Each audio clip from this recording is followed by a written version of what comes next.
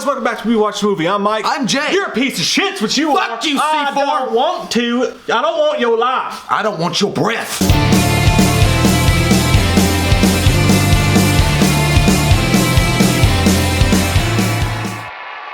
Jamie Lee Curtis recently said that she would come...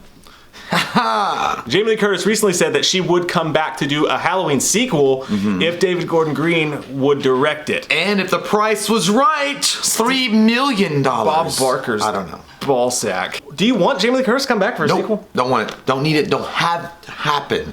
And I'll tell you why. I think that it was a strong ending for her the way it be. Let her go into the witness protection program and raise her goddamn son that no one talks about, Josh Hartnett. He still has to comb his fucking hair. I think that honestly what should have happened is she should have died at the end of it. That should have been number one. And have her like an epic cool battle with Michael and go out. I think a lot of people don't. Like what I'm thinking is that she's gonna die in the back of the truck as they're going to the hospital or something, but then people are like, no, because that's not gonna do the character justice. Like they're gonna say, well, that's too flat lined on the end her character like that, kind of like the way the Resurrection did it. I don't want to continue the story really at that point. Like I figured this would be the final battle between Jamie Lee Curtis and Michael Jackson and just figure out like where to go from there.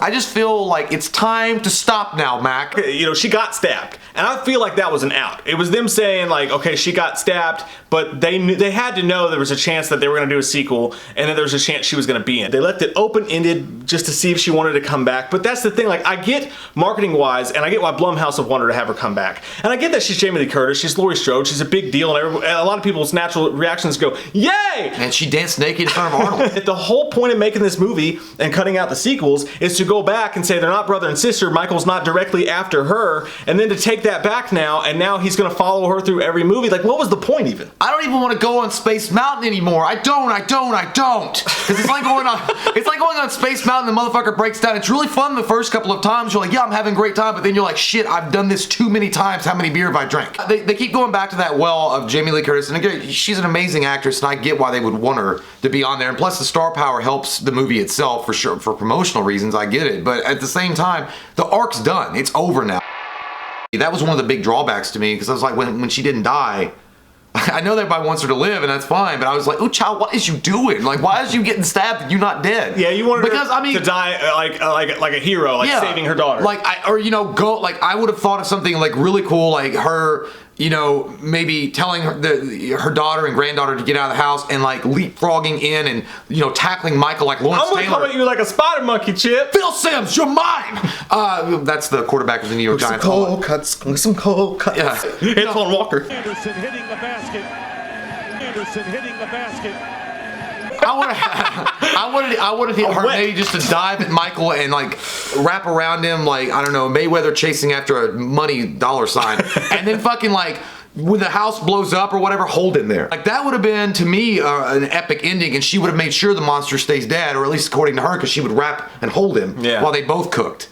And that's what he wanted always. Anyway, Michael Myers always wanted her for whatever purpose or reason, so he gets her, but they both die together. Hold on for one more day. And that's how herpes began. I'm not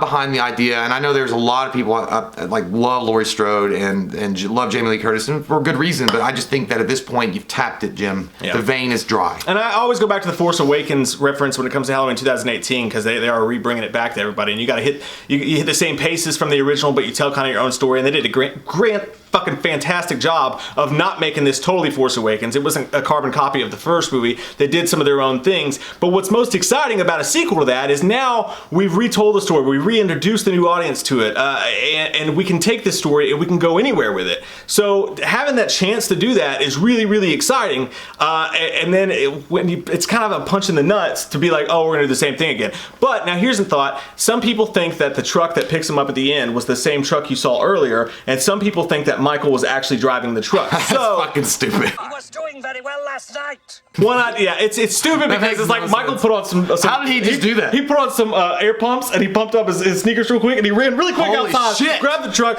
pulled it around outside. I was like, Karen, get in the van! Get in the man! Even when he brought out the secret weapon, the PF Flyers. But if you know, PF Flyers on it, and it fucking ran. Exactly. But if they do do that, you know, if they show it happening, if they show him fucking dipping out the back and grabbing the truck and going and picking him up, it would be a scary shot. Like dipping your fucking landlord because you don't have the back months. It would be a scary shot to turn around and have Michael driving the truck, and then what you have is you actually have Halloween 2 in that the story literally picks up from exactly the point the first movie left on. It continues it and it runs concurrent, and maybe you could even take that and end up with the third movie out of it. That I kind of get, but you're really gonna have to work out something with where he got out of the burning basement into the truck. I think Michael's gonna be out in the forest, be like, that bitch shut my hand off. Like, I gotta figure this out first. Do you see? Do you see what you've done? You look like you're fucking praising Dane Cook. Like how he does that weird thing. But no, it's like, yeah, he's gonna get a cybernetic fucking rubber hand and come back and throw it at her. Like, it'll be, but yeah, I just, the idea of him turning around all of a sudden and it being Michael's face in like little, you know, sliding glasses. Like, it doesn't. You boys like Mexico?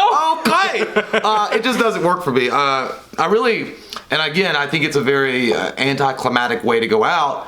But the only way to really seal it up in this end with Jamie Lee Curtis, if they're going to do that, is she has to bleed out on the back of the truck before they get her to the hospital, and maybe tell her granddaughter, hey, watch out for that guy in a white mask. He's real. Yeah. You can't kill the boogeyman. But I mean, what do you do? Like, where do you go? Where do we go from here? It's very hard to figure out what to do in any way, sort of form, because like, is Michael directly chasing Laurie? I don't know, because the thing is Laurie went and found Michael in this one, and that made sense. But then you had the doctor drop him off at her house, so she was just in his path again. Michael didn't in this movie actually focus and go after Laurie. He noticed her when she's shooting at him through the window. He noticed her, but she went and found him. So you could still right now go off of the fact that Michael's not chasing her. He's not going after her. I'm gonna be really fucking jacked to the tits to see what they do with this if they don't bring Jamie Lee back. If they bring Jamie Lee back, it's obvious what happens. The story point's obvious. There's no real mystery there. But if she's gone, how do you do that? How are you gonna write it out? What's Michael's motivations now? Hopefully there are none.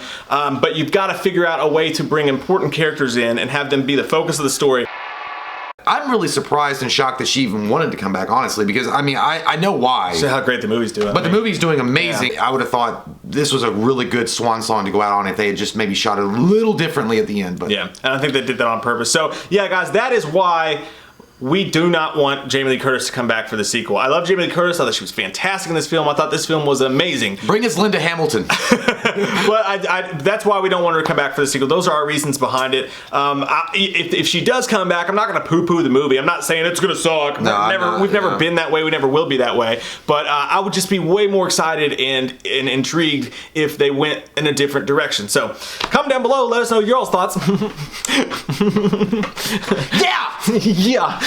Yeah. When the pre-workout hits. It's finally there. What? Dick shrunk from steroids. Comment down below. Let us know your all's thoughts. We love your fucking faces. If you're new to the channel, click that subscribe button and get some goddamn wham opinion.